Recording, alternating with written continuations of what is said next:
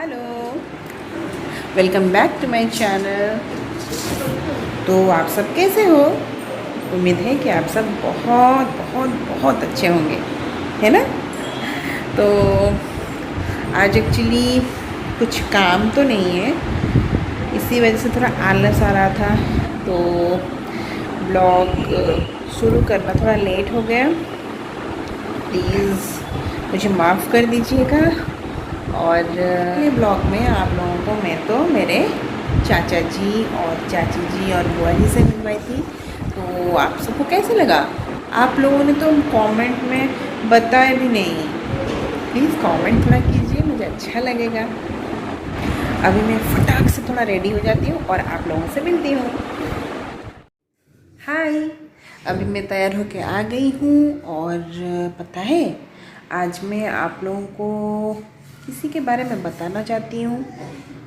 तो वो तो मैं बताऊँगी, पर पहले आप लोगों को एक गाना गा के सुना देती हूँ। तो उसी से ही आप लोग पहले गेस करना कि मैं किसके बारे में आपको बताना चाहती हूँ। तो चलिए गाना सुनते हैं। अखियाँ मिला के चन्ना पावे ना जुदाई वे,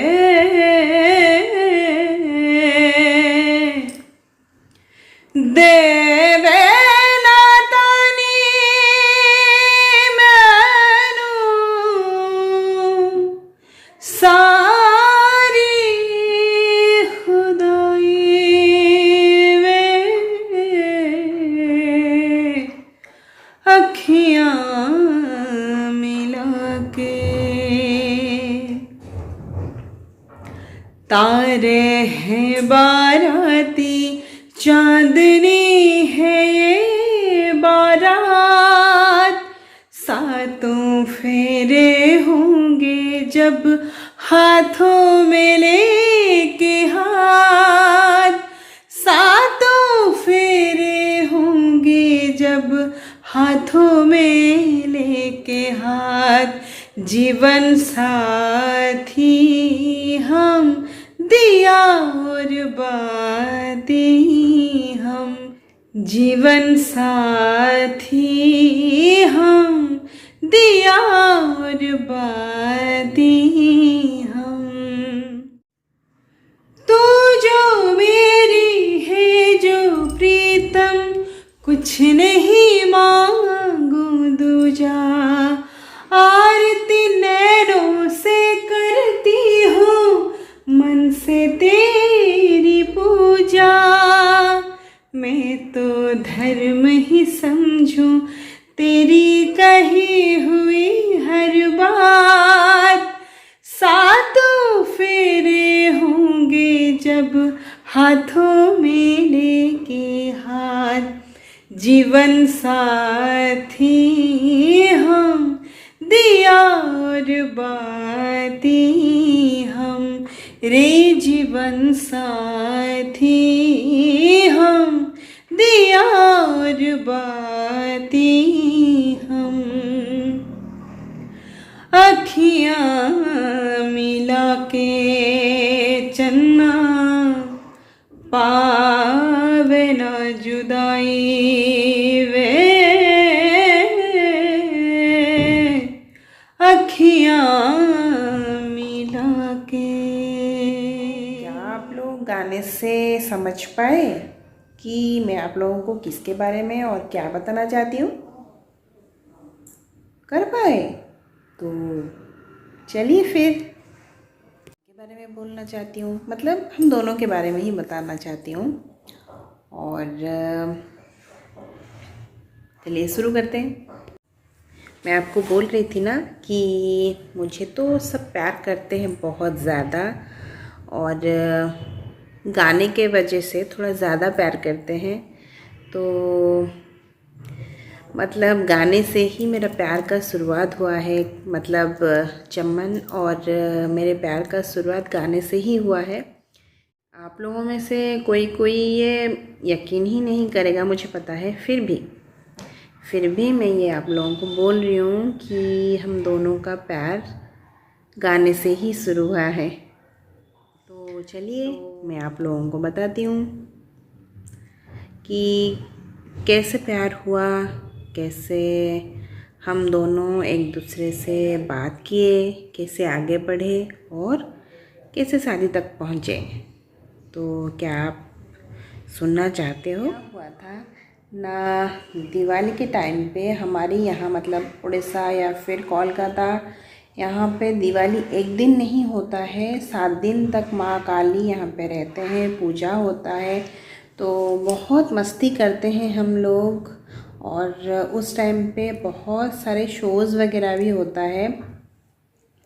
तो मुझे भी एक शोज़ में जाना था और मैं वहाँ पे गई थी और वो एक मतलब डिवोशनल गाना गाना था। तो बहुत सारे अच्छे अच्छे सिंगर्स भी आए थे, मतलब उड़ीसा में ही था, यहीं पे ही जाजपुर में ही था और बहुत सारे लोग आए थे, अच्छे अच्छे लोग। तो मुझे बुलाए थे, मैं भी वहाँ गई थी। तो मैं गाना गाई, तो एक उड़िया भजन था, मैं उसी को गाई। तो बहुत सारे लोग वहाँ पे देख रहे थे, मुझे थोड़ी पता था कि कौन है कौन नहीं है। तो एक्चुअली ये बात मुझे बाद में जाके पता चला, मुझे पहले पता नहीं थी। जब मैं चमन से मिली, बात की और फिर उसके बाद उसके बहुत दिन बाद जाके वो मुझे ये बात बोले, तो मुझे एक्चुअली ये सुन के यकीन ही नहीं हुआ कि ऐसा हो सकता है। तो आप लोग भी सुनिए। तो फिर क्या हुआ ना, वो बहुत भीड़ था वहाँ पे, तो वो मुझे देख नहीं पा रहे थे, सिर्फ मेरा गाना ही सुन रहे थे। तो गाना सुनने के बाद वो घर आ गए। घर आने के बाद वो मेरे नाम सुने थे तो आके घर पे पहुँचे। तो पापा भी गए थे देखने के लिए वो प्रोग्राम। तो वहाँ पे पापा को पता था कि मैं कौन हूँ, क्योंकि मेरे पापा और मेरे ससुर जी दोनों ही एक दूसरे को पहले से, मतलब बहुत पहले से जानते थे। तो मैं इनकी बेटी हूँ, ये पापा को पता था। तो जब प्रोग्राम ख़त्म हो गया तो पापा जी घर पे आ गए। आने के बाद वो सबसे ऐसे बोल रहे थे कि मैं एक भजन प्रोग्राम देखने के लिए गया था और वहाँ पे मेरा नाम बोले, मेरे पापा का नाम बोले, मतलब मेरे पापा जी को उनके सारे दोस्त वगैरह दोस्तुआ बुलाते हैं। तो बोले कि उसकी बेटी गई थी गाने के लिए, बहुत अच्छा गाई। तो चमन भी सुने, चमन भी बोले कि वो जो मानसी है वो, तो बोले कि हाँ। तो ये बोले कि हाँ बहुत अच्छा गाती है, वो तो बहुत अच्छा गाती है। फिर ये सब होने के बाद वो चुप रहे। कभी एक्चुअली हम दोनों ही एक ही म्यूज़िक स्कूल जाते थे, पर कभी एक दूसरे से बात नहीं किए थे। मैं तो कभी उन्हें देखती भी नहीं थी, भी ये बात बोलती हूँ, वो मेरे ऊपर गुस्सा करते हैं। तो फिर जाके वो मुझे देखे म्यूज़िक स्कूल में, तो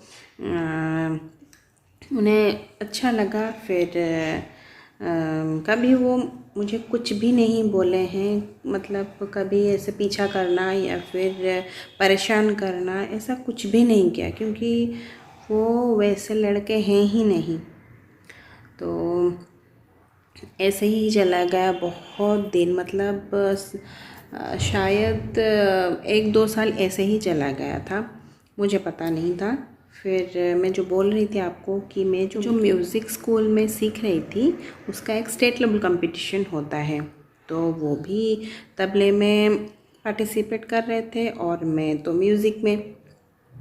तो फिर वहाँ पे वो मुझे देखे थे पर मैं उन्हें नहीं देखी थी, और हम दोनों ही पार्टिसिपेट किए थे। मैं गई थी, जो उड़िया जो रियलिटी शो हुआ था उसमें गई थी। तो वहाँ पे जाने के बाद मैं जब घर आई थी उसके बीच में, तो एक जगह पे जाना था हम सबको म्यूज़िक स्कूल की तरफ से, मतलब स्कूल की तरफ से हम जाना था एक जगह पे गाना गाने के लिए। तो चमन भी गए थे, वो गाड़ी के मतलब पीछे वाले सीट में बैठे थे, हम बीच वाले सीट पे बैठे थे 3 लोग। तो मेरा ना नाक बंद हो जाता है, तो मैं ओट्रिविन नाजल स्प्रे डालती हूँ, तो मैं वो खोल नहीं पाती थी। तब मुझे पता नहीं था कि ऐसे भीड़ थोड़ा सा टाइट करके ऐसे खोलने से खुल जाता है वो, तो मुझे पता नहीं था। तो मैं उसे पीछे ऐसे की, तो मैं और किसी को बोली, शायद मुझे याद नहीं है, खोलने के लिए। तो वो बोले कि ब्लेड चाहिए, किसी के पास ब्लेड है? तो पीछे से आवाज़ आया एक कि ब्लेड क्यों चाहिए ना इसे खोलने के लिए। तो बोले कि ये तो ऐसे ही खुल जाता है, ब्लेड की ज़रूरत नहीं है। तो वो मुझसे ले गए। लेने के बाद वो खोल के मुझे दिए, तो मैं बोली थैंक यू। फिर हो गया ख़त्म, बस वही। फिर आते टाइम मैं बोली कि मैं ऐसे गई हूँ रियलिटी शो में, वोटिंग होगा, जब वोटिंग होगा आप सब मुझे वोट देना। तो फिर चमन बोले कि हाँ। फिर वो मुझे बोले कि तुम मुझे अपना नंबर दे दो और मैं तुम्हें बताऊंगा। फिर मैं बोली कि ठीक है, मैं उन्हें नंबर दे दी। उस टाइम पे छोटा सा एक फ़ोन में 3-4 दिन के बाद उनका मैसेजेस आना शुरू हो गया, और बहुत अच्छे मैसेजेस थे। किसी पे भी वो मुझे कुछ ख़राब बातें या फिर कुछ भी ऐसे नहीं बोल रहे थे कि मुझे उन पे डाउट हो या फिर कुछ भी। तो अच्छे मैसेजेस थे, मैं भी पढ़ती थी बहुत। उसमें बहुत सारे जोक्स वगैरह भी थे। तो ऐसे करते करते कुछ दिन चले गए। फिर 27 अक्टूबर को उनका एक मैसेज आया वैसे ही, तो मैंने उसे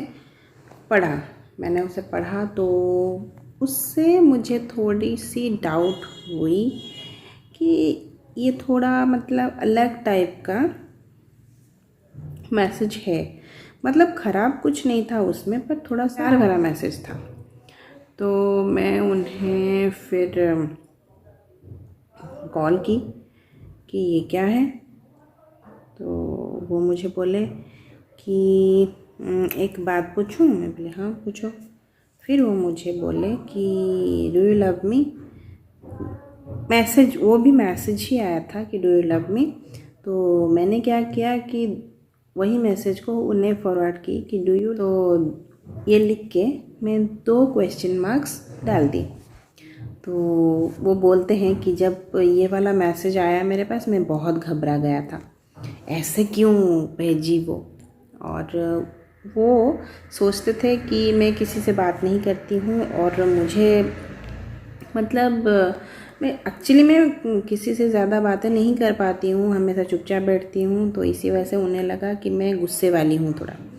तो वो बोलते हैं, अब भी मुझे बोलते हैं कि जब ये वाला मैसेज मैंने देखा तो मुझे लगा कि ये लड़की गुस्सा हो गई शायद, अभी ये अपने घर पे बोल देगी तो मुझे मार पड़ेगी। क्योंकि मेरे पापा उन्हें जानते थे पहले से, पर मुझे नहीं पता था मतलब चमन किसके, मतलब पापा को मैं जानती थी, मेरे ससुर जी को, पर चमन उनके बेटे हैं ये मुझे पता नहीं था। मुझे लगता था कि वो बंगाली हैं। वो उनके साथ तबला सीखने के लिए एक लड़का जाता था, वो बंगाली था। इसीलिए कि उसके बाद क्या हुआ, क्या मैं घर पे किसी को बोल दी, क्या चमन के ऊपर गुस्सा की, ये सब आपको देखने मिलेगा मेरे नेक्स्ट ब्लॉग में। अगर आप लोगों को मेरा ये ब्लॉग अच्छा लगा होगा तो please do like, share and subscribe to my channel. फिर मिलेंगे नेक्स्ट ब्लॉग में, तब तक के लिए बाय बाय।